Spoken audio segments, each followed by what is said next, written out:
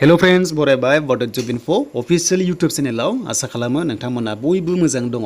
आसाम पुलिसनिफ्राय मोनसे official notification होदों जों बेखौ नायगोन। पोस्टआ मोनसे कैंसिल जादों जों बेखौ नायगोन मानि थाखाय आरो बबे डिपार्टमेंट जों गासैबो डिटेल्सखौ नायगोन आरो लोगोसे मानि थाखाय जादों जों बेखौ नायनानै जोंहा एसएलआरसी आव बियो हाबफागोन ना हाबफाला जों बेखौबो नायगोन।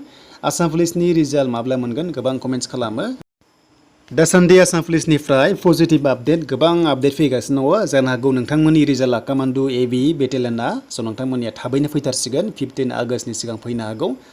जायखिजाया जों फैबाय अफिसियेल साइटआव आसाम पुलिसनियाव आरो बेयाव फैनाय लोगो लोगो एडमिट नोंथांमोना एसआइबिआ डाउनलड खालामदो साइक' टेस्टनि थाखाय। देन बेनिफ्राय नोंथांमोना नेक्स्टआव फैबाय माखासे अफिसियेल नटिफिकेशन। दा बे अफिसियेल नटिफिकेशनावहाय मोनसे नटिस फैदों आरो बेनो जाबाय जोंहा पस्टआ कैंसिल जाबाय ग्रेड 3 लेभेलाव। दा बे ग्रेड 3 लेभेला मा डिपार्टमेंट होनोब्ला बेनो जाबाय इन्डास्ट्रि लेभेलनि। नोंथांमोना जायफ्रा इन्डास्ट्रि लेभेलाव एप्लाइ खालामदोंमोन 2020 आव बे पस्टखौहाय दायो माखासे जाहोननि थाखाय कैंसिल खालामबाय होननानै बिथांमोना आपडेट होदों। दा मा खालामनो गभर्नमेन्टनि खोथासै दानो मा खालामो मा खालामा। आरो बे पस्टआ दङमोन जुनियर एसिस्टेन्ट बेनिफ्राय स्टेनोग्राफार जाय नोंथांमोना एप्लाइ खालामदोंमोन एग्जाम होनो हाला आरो बे जाखाला पस्टआनो कैंसिल जाबाय। माखासे जाहोननि थाखाय जादों होनना बुंदों। दा मोनसेल' आसा बेनो जाबाय डाइरेक्ट रिक्रुटमेन्टआवहाय हाबगोन ना हाबा बे एसएलआरसी आव हाबफागोन ना हाबफाया। थ' जों मिथिगौ जे बे एसएलआरसी आव गोबां डिपार्टमेन्ट दङ बेयावबो हाबफानो हागौ आरो हाबफायोब्ला जोबोर मोजां जागोन मानोना 26,000नि बारा भेकेन्सिस दं नालाय।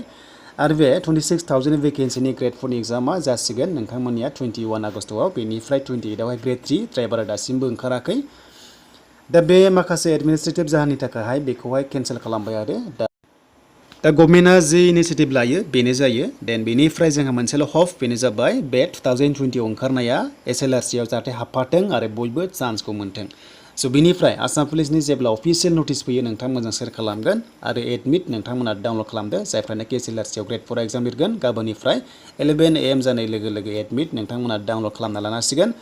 दा बे एसएलआरसीनि एग्जामनि ड्राइभार पस्टनिया दासिमबो ओंखाराखै। जेब्ला ओंखारगोन नोंथांमोनाबो आपडेटखौ मोनगोन। गोबां ड्राइभार पस्ट एप्लाइ खालामदों गोबां कमेन्ट्स फैदोंमोन। जायखिजाया बे पस्टआ आसाम पुलिसनिफ्राय नङामोन बे पस्टआ जाबाय इन्डास्ट्रिनिफ्राय डिपार्टमेन्टआ बे आसाम पुलिसावनो बिनि अनलाइनाव जादोंमोन। अके दा बे पस्टखौ कैंसिल खालामस्राबाय आरो एसएलआरसी आव सोफानो हागौ। नोंथांमोना नेथ'दो लेटेस्ट आपडेटखौ।